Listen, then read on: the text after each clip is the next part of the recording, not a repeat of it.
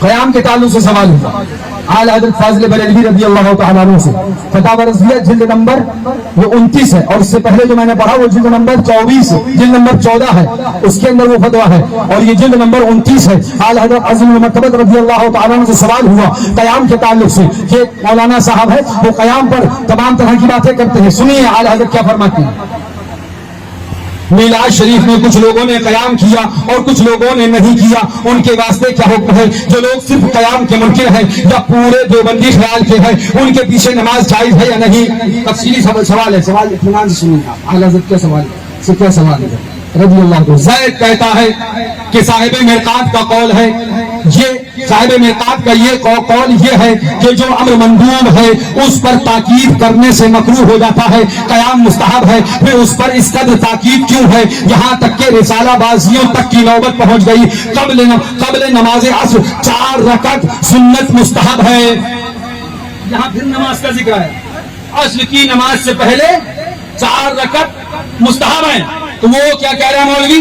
قبل نماز عصر 4 رکعت سنت مستحب ہے، اس پر تاکید کیوں نہیں کرتے؟ یعنی نماز پر تو تاکید کرتے ہیں، سلام پہ سلام جو قیام کر کے، یعنی ہم لوگ کھڑے ہو کے جو سلام پڑھتے ہیں اسے قیام بولا جاتا ہے، کھڑے ہو کے سلام پڑھنا، قیام کر کے سلام پڑھنا، اس پہ تو تاکید کرتے ہیں۔ وہ مولانا کہنے لگا کہ یہ تو امر مندوب ہے، امر مستحب ہے، اور نماز عصر سے پہلے جو 4 رکعت مستحب ہیں اس پر کوئی تاکید نہیں کرتا۔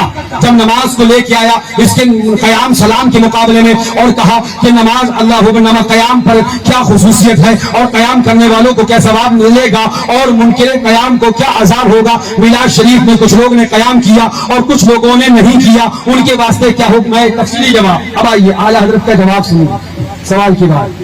اعلیٰ حضرت رضی اللہ تعالیٰ جواب میں کیا ارشاد فرماتے ہیں؟ اس نے امام اعظم ابو حنیفہ پہ افترا کیا اور قیام مندوب ہے، اگر بعض اوقات اس لحاظ سے، غور سے سنیے گا، اگر بعض اوقات اس لحاظ سے کہ واجب نہیں، ساری مجلس قیام نہ کرتی اور اس کے ساتھ یہ خیال وہابیت نہ ہوتا تو حرج نہ تھا۔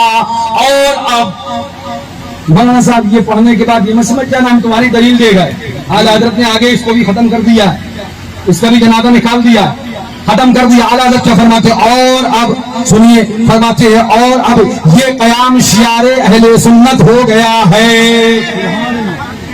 یہاں سے میں ایک بڑی اہم چیز ثابت کرنا چاہتا ہوں، اس سے یہ بات پتہ چل گئی کہ کچھ چیزیں پہلے شعار اہل سنت نہ ہوں تو یہ لازم نہیں کہ قیامت تک وہ شعار نہ بنیں گی، پہلے شعار نہ ہو تو یہ لازم نہیں کہ قیامت تک وہ شعار نہیں بنیں گی۔ ہو سکتا ہے کچھ چیزیں پہلے اہل سنت کی پہچان نہ رہی ہو لیکن بعد میں شعار اہل سنت ہو گئی ہو، اب جب بھی وہ شعار اہل سنت ہوں گی تو وہ صرف مستحب نہیں بلکہ مؤکد ہوں گی۔ سنیے غور سے سنیے، فرماتے ہیں اعلیٰ حضرت رضی اللہ عنہ اور اب یہ قیام شعار اہل سنت ہو گیا ہے اور اس سے انکار شعار وہابیت اور شعار سنیت کا لحاظ ضرور مؤکد ہے۔ شعار سنیت کا لحاظ ضرور مؤکد ہے، ضرور اس کی تاکید کی جائے گی۔ مؤکد کسی کہتے ہیں؟ مفتی صاحب سے پوچھنا کبھی، اس کی تاکید کی جائے گی۔ میں آگے بڑھنے کی بات کرنے جا رہا ہوں۔ اس نے سوال کیا تھا نا عصر کے پہلے کے نوافل وہ بھی مستحب، قیام یہ بھی مستحب، تو قیام پر اتنی تاکید کیوں؟ عصر کے پہلے کے نوافل پہ تاکید کیوں نہیں؟ اعلیٰ حضرت اس کا جواب دینا ہے، غور سے سننا۔ اب یہ نفل کی بات ہے، نفل نماز ہے کہ نہیں؟ اب سنو، اعلیٰ حضرت فرماتے ہیں اور اس سے انکار، یعنی اب یہ قیام شعار اہل سنت ہو گیا ہے اور اس سے انکار شعار وہابیت اور شعار سنیت کا لحاظ ضرور مؤکد ہے۔ عصر سے پہلے کے نوافل نہ شعار سنیت ہیں نہ ان کے ترک میں کوئی تہمت و گمراہی، نہ ان کے ترک میں کوئی تہمت گمراہی، یعنی اعلیٰ حضرت بیان فرما رہے ہیں عصر سے پہلے کے نوافل نہ شعار سنیت ہیں نہ ان کے ترک میں کوئی تہمت و گمراہی۔